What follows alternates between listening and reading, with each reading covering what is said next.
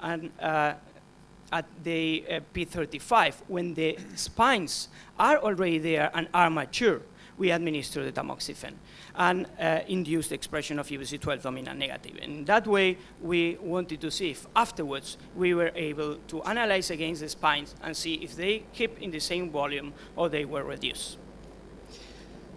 So the system is working tightly and very efficiently. Here you have control mice where no EGFP in the control vector was expressed, and in the CAM kinase tree, a strong expression of the UBC12 reporter was observed. But when we analyze the spines, again, the CAM kinase CRE32 mice expressing the UBC12 dominant negative display much less number of spines. Spines in neurons which had already mature spines before. Yeah? So in that way, we conclude that Nedilación is required to stabilize spines, not in cell cultures, but also in vivo. And the third part is then, okay, the mechanisms, the targets, how we can explain that. And of course, this is the most difficult issue here, if we consider that the synapse is a quite complex environment. The most interesting way is, of course, following an unbiased approach, and we are doing this, generating transgenic mice with modified NET8 moieties in order to be able to make pull downs and mass spectrometry studies later, but this is a long run. So we also in parallel follow hypothesis-driven ideas. And we decided to focus our attention on scaffold proteins because they are not only involved in synaptic strength, but also morphological adaptation of the synapse.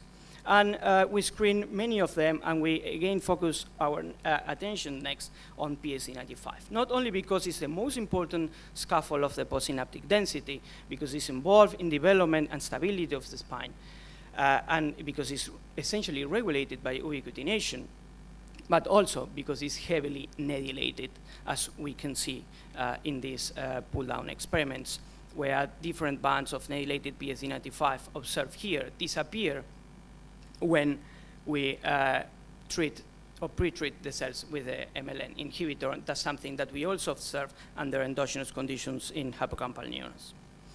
So this is the structure of PSD95. Here there are some PDC domains that Professor Hoa yesterday mentioned as well that are very important for protein-protein interactions.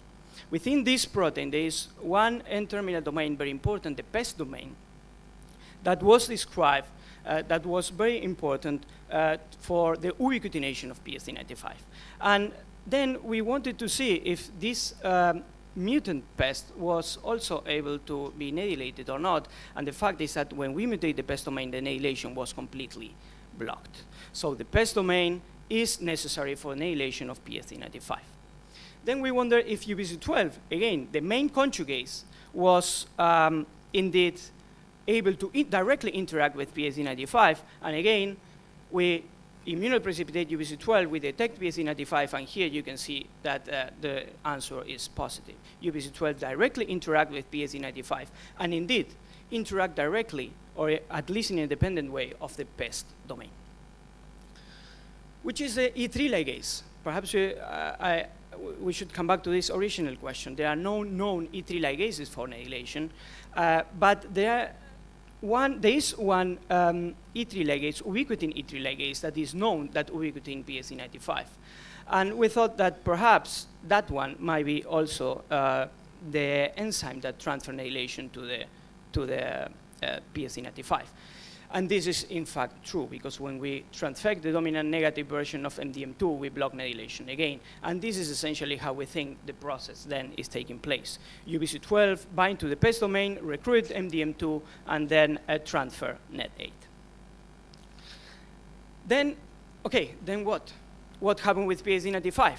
We thought, well, we will see something with stability or with degradation. And again, we were totally wrong.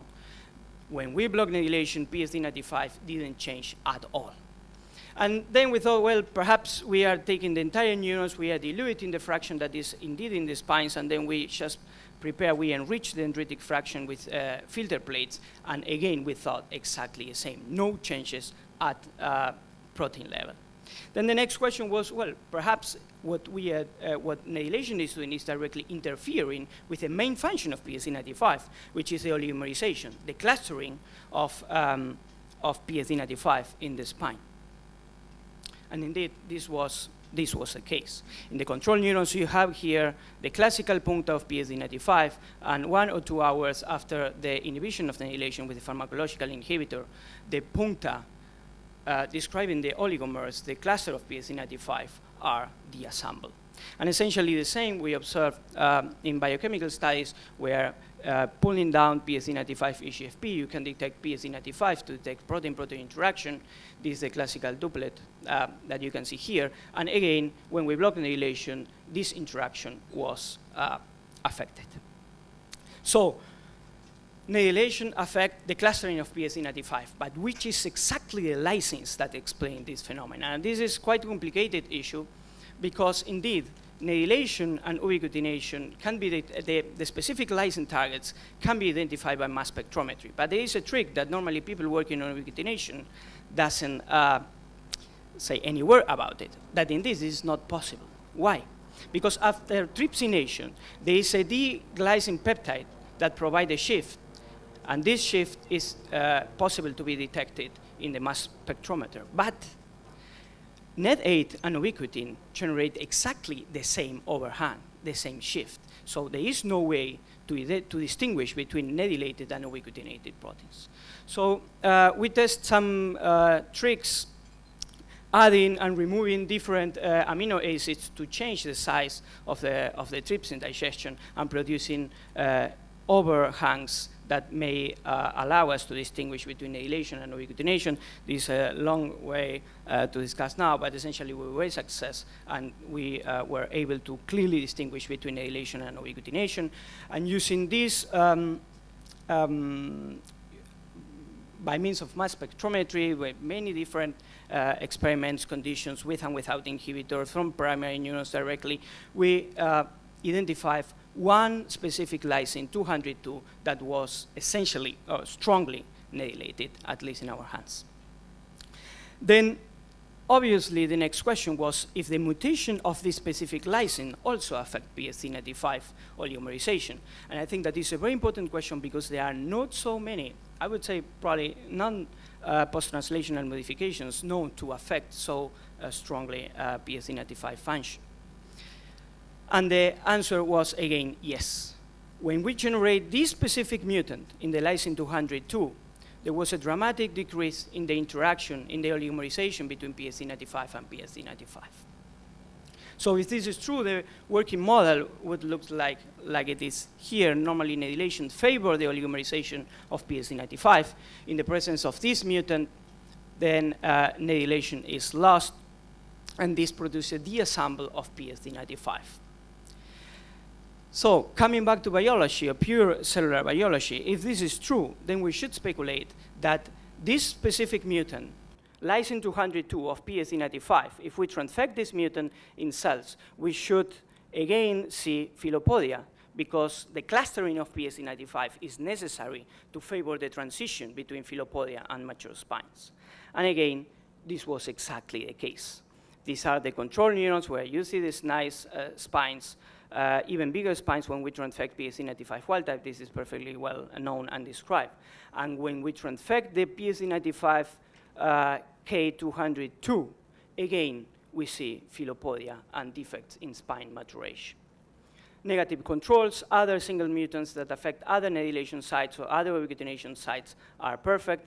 And although, of course, fair criticism might be that perhaps these mutants don't reach the spine, are not able to have traffic problems, and are not able to reach that position. But this is indeed not true, because we check the, in later stage neurons the expression of all these moieties in the spine, and they are perfectly there. So again, the working model is the following. PSD95 recruited via the PES domain UBC12, which bring MDM2 and favor the nedilación, probably in several licenses, but essentially in the lysine 202 of PSD95, what is necessary to produce the clustering that allows the transition in the development from philopodia to mushroom slides.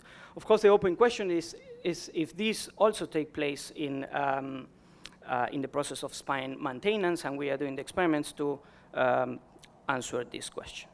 So, in a summary, we claim that nedilación is highly expressed throughout the brain, is active within the spine, and that the NED-A conjugation activity is developmentally downregulated.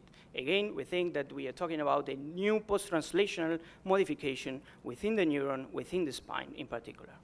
The NED-A conjugation controls at least what we were able to figure out, the philopodia to spine transition and spine stability. And finally, we developed a new system that allows us to screen nedilated proteins by mass spectrometry, and in particular, we were able to identify that PSD95 is a new target of of NED8, and in particular, the lysine 202 controls the clustering of this important scaffold in the spine. And with this, I want to thank great students that we currently have in Munich, especially Annette Vogel, who did most of this work, Jan Doisin, and in particular Eduardo and Florian Holzberg for their permanent support, many other collaborators, and especially Niels for his wonderful advice, and of course the funding agents, and you for your attention.